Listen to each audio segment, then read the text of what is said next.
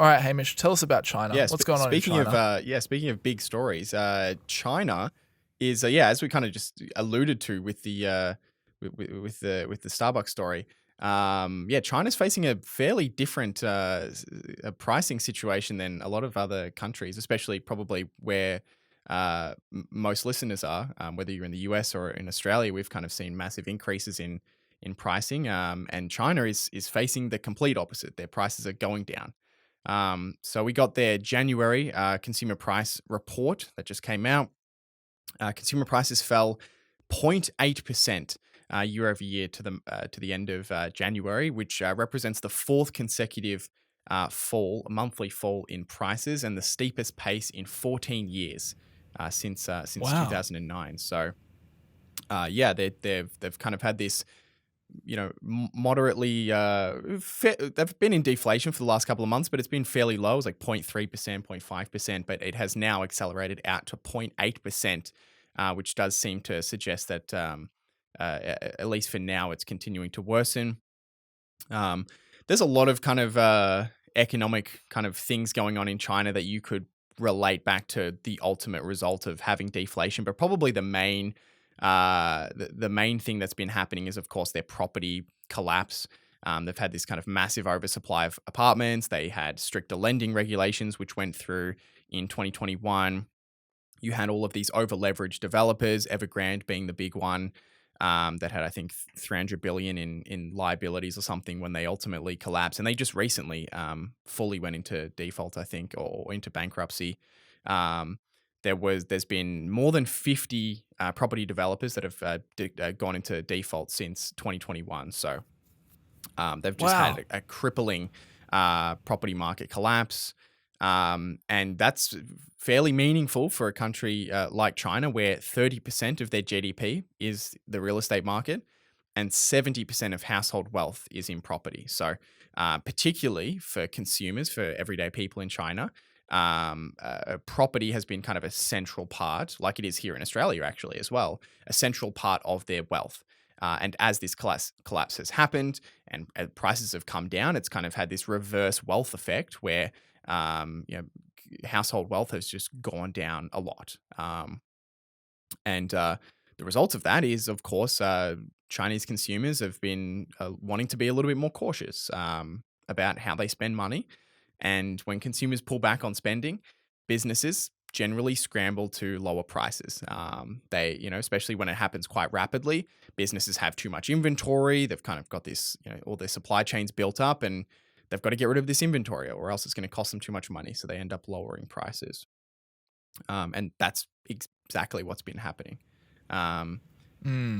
It's crazy, actually. Yeah. Sorry. No, go ahead. Oh, I was just going to say it's crazy. I've actually heard a lot of people as well saying, like, online, I've made a couple of Instagram reels and TikToks and stuff. A lot of people are commenting saying, but hang on, isn't this a good thing? Like for consumers, isn't deflation like the best thing ever? Things just get cheaper. Yeah, I guess you could make that argument from just purely a consumer standpoint. Deflation is great. It makes stuff cheaper.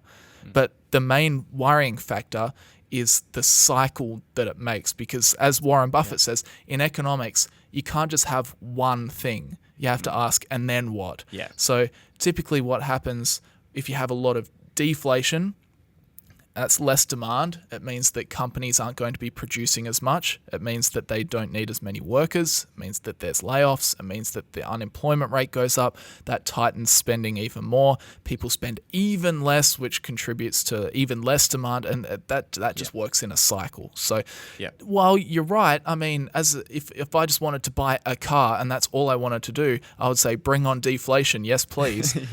In the broader scheme of the economy, in the same way that we don't really like a lot of inflation, we also don't like deflation. Different problems, but they all have flow-on effects into and cycles, which, if left unchecked, can get worse and worse. Yeah. We actually like, inflation gets recently, certainly it's had a bad rap, but we actually like a bit of inflation, because a bit of inflation, just a little bit, because a bit of inflation means your wages are hopefully going up fairly consistently at 1%, 2%, 3%.